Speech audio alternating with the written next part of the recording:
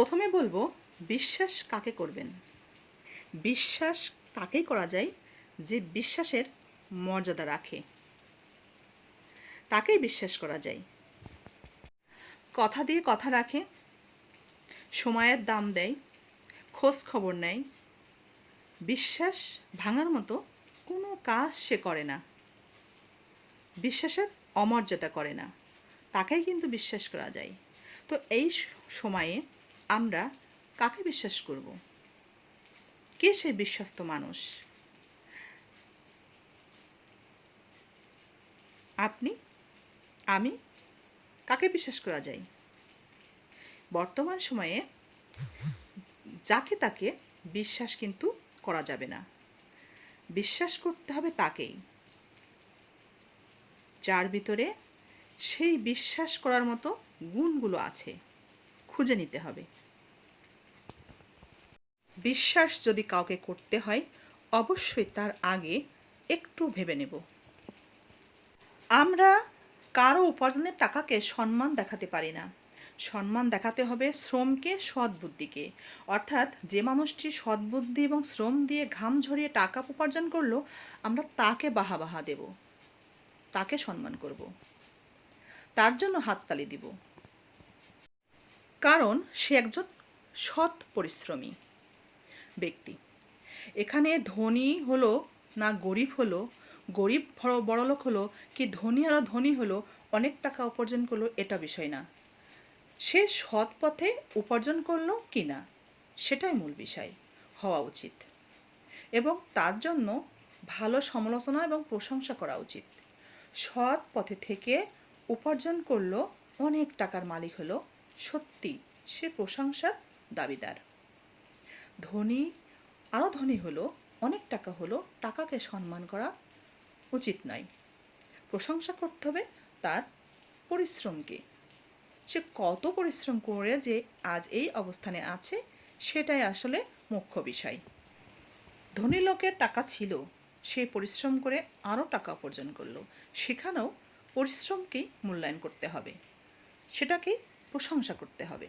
ব্যক্তিবিশেষ যে গরিব ধনী হয়েছে, ধনী আরও ধনী হলো, এটা কিন্তু কোনো বিষয় নাই। ব্যক্তির শ্রমটাকে সম্মান করতে হবে, সে যে পজিশনে থাক না কেন। সৎ পথে থেকে পরিশ্রম করে উপার্জিত টাকার মালিক সত্যি প্রশংসার দাবিদার। জীবনে উন্নতি করতে হলে বা উন্নতি করতে চাইলে নিজের পছন্দ অপছন্দের উপরে নির্ভর করলেই কিন্তু পস্তাতে হবে। আমরা অনেক সময় দেখি, এ ভালো না তো ও ভালো, আমি ওনার সাথে উঠবো, বসবো, মিশবো, চলবো, আনন্দ করব, একসাথে সময় কাটাবো। আবার মনে করি আমার সাথে যে সঙ্গ দিচ্ছে সে ভালো না, অতএব একে আমার ভালো লাগছে না, ওকে আমি এড়িয়ে চলবো। অনেক সময় দেখা যায় যাকে আমি এড়িয়ে চলছি বা যাকে আমি বাদ দিতে চাচ্ছি অপছন্দের কারণে, সেই কিন্তু আমার সব থেকে বেশি উপকার করতে পারে। আবার আমি যাকে পছন্দ করছি সে বরং আমার ক্ষতির কারণ হতে পারে। পছন্দ অপছন্দের উপর গুরুত্ব দিয়ে কিংবা সময় কাটাতে পারবো এমন বিষয়ের উপরে নির্ভর করে জীবনে উন্নতির কথা চিন্তা করা কিন্তু একদমই নিষ্ফল।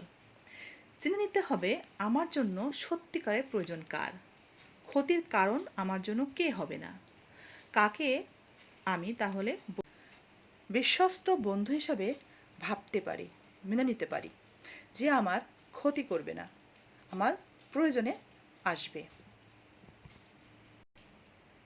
সময় কাটালাম, আড্ডা দিলাম, সবাইকে একভাবে একই পাল্লাতে রেখে মাপা এবং নিজের জন্য বন্ধু হিসেবে বিশ্বাস করলে জীবনে কিন্তু ক্ষতি হয়।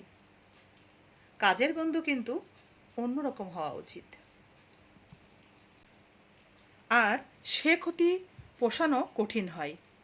কারা আপনার নিজের জন্য প্রয়োজন এবং কে প্রয়োজন না, তা যদি বুঝতে না পারি, তাহলে জীবনে ক্ষতিতে পড়তে হয়, জীবনে অনেক অনেক কষ্ট পেতে হয়। আমাদের আশেপাশে এমন অনেকে আছে যারা নিজেদের দোষ এবং ভুল স্বীকার করে না, করতে পারে না, করতে শেখেনি তারা। আপনি ভুল দোষ ধরিয়ে দিবেন, এটা তারা মেনেও নিবে না।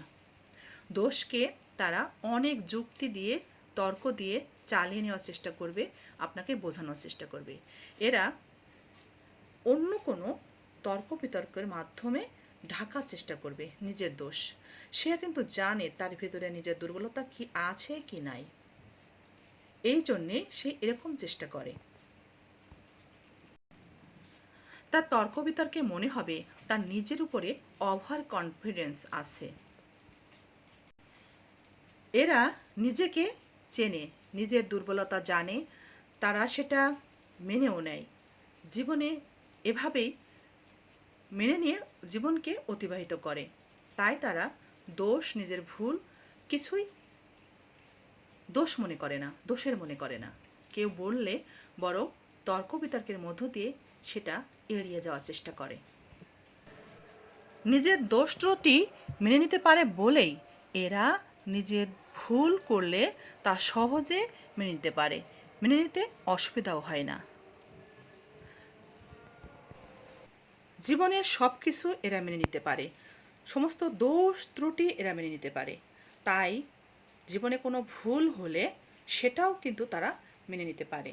তারা কোনো দোষ ভুল করলে তা সহজে মেনে নিতে পারে, মেনে নিতে অসুবিধাও তাদের হয় না।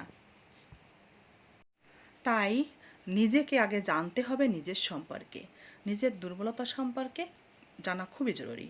এবং মানুষ মাত্র কিন্তু ভুল করে, আর এই ভুল শুধরে নিলে জীবন বদলে যায়, আনন্দও পাওয়া যায়, জীবন কিন্তু সুন্দর হয়। নিজেকে বদলে নেওয়ার জন্য, নিজের জীবনকে সুন্দর করার জন্য, নিজের ভিতরের ভুলগুলো শুধরানোর জন্য নিজেকে, নিজের সম্পর্কে আগে জানতে হবে। নিজেকে নিজে জানাটা অতীব জরুরি।